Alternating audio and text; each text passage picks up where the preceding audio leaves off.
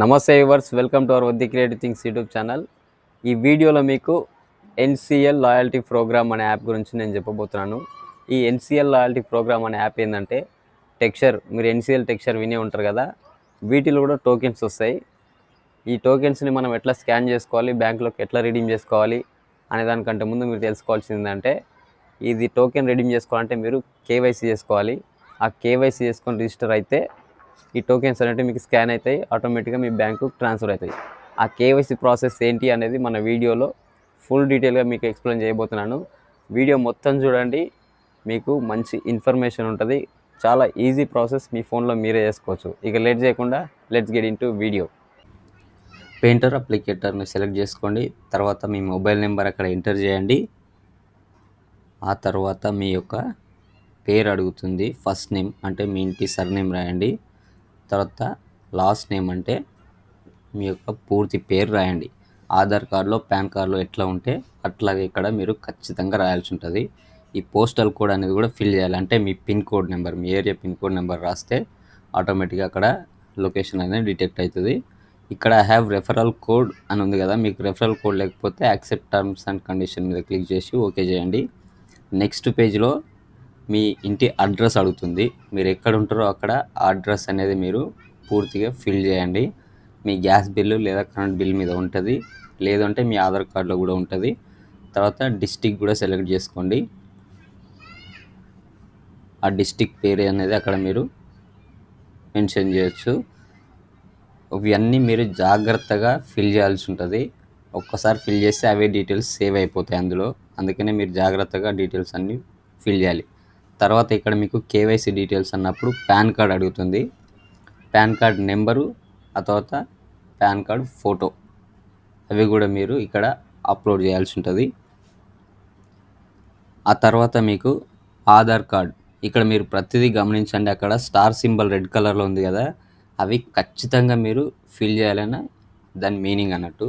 ఇక్కడ మీరు ఆధార్ కార్డ్ అంటే ఆధార్ కార్డ్ నెంబరు, తర్వాత Aadhaar card photo, front back రెండు మీరు అప్లోడ్ చేయాల్సి ఉంటుంది. ఆ తర్వాత మీ సెల్ఫీ ఇమేజ్, మీరు గ్యాలరీలో ఉన్న ఫోటో అయినా పర్లేదు, లేకపోతే మీరు ఎమ్మడే సెల్ఫీ తీసుకొని అప్లోడ్ చేసినా పర్లేదు. ఇవన్నీ అప్లోడ్ చేస్తేనే మీకు కేవైసీ అనేది అప్రూవల్ అవుతుంది.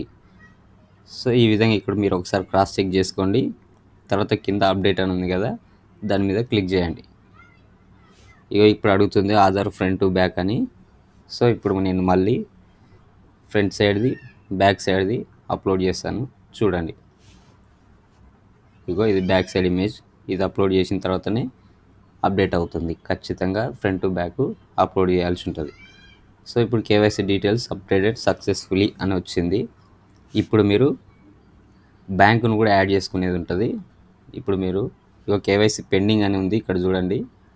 ఇవన్నీ ఒకసారి చెక్ చేసుకోండి, మీరు ఫిల్ చేసిన మీ డీటెయిల్స్ అన్నీ రైటా రాంగా అనేది మళ్ళీ ఒకసారి మొత్తం చెక్ చేసుకోండి.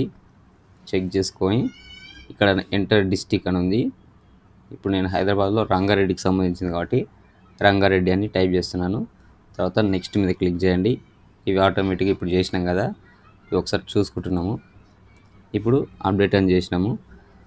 ఇప్పుడు కేవైసీ వెరిఫైడ్ అని కనిపిస్తుందా, అక్కడ చూడండి, మీకు క్లియర్గా అర్థమైపోతుంది. మీ కేవైసీ మొత్తం వెరిఫైడ్ అయిపోయిందని అర్థం. తర్వాత ఇప్పుడు బ్యాంక్ కూడా అప్రూవల్ వచ్చేసింది. చూసారు కదా వ్యూవర్స్, ఇది మీరు కేవైసీ చేసుకునే ప్రాసెస్. ఇప్పుడు మొత్తం క్లియర్గా చెప్పిన కదా, మీకు ఒక్కసారి ఈ టోకెన్ స్కాన్ చేస్తే 12.50 పాయింట్స్ మీకు యాడ్ అవుతాయి. అట్లా మీరు స్కాన్ చేసిన టోకెన్స్ అన్నీ 300 పాయింట్స్ అయినాయి అంటే అప్పుడు మీరు బ్యాంకులోకి వాటిని రిడీమ్ చేసుకోవచ్చు. ఈ విధంగా చాలా సింపుల్గా ఇది రిజిస్టర్ కావడానికి మనకు అట్లీస్ట్ 2-3 డేస్ పడుతుంది. నాకు 2 డేస్ పట్టింది. సో కొంతమందికి లేట్ అవుతుండొచ్చేమో, నో ప్రాబ్లం. అట్లీస్ట్ 1 వీక్లో మీకు కేవైసీ ప్రాసెస్ అనేది అయిపోతుంది.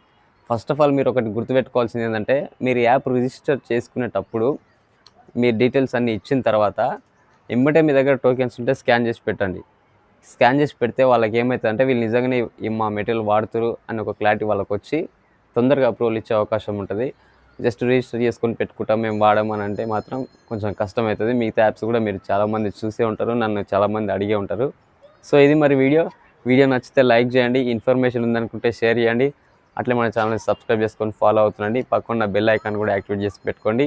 మరిన్ని మంచి వీడియోలతో మీ ముందుకు వస్తాను. Thanks for watching. రేపటి వీడియో కోసం మా ఈ వద్ది క్రియేటివ్ థింగ్స్ మీకు స్వాగతం పలుకుతుంది.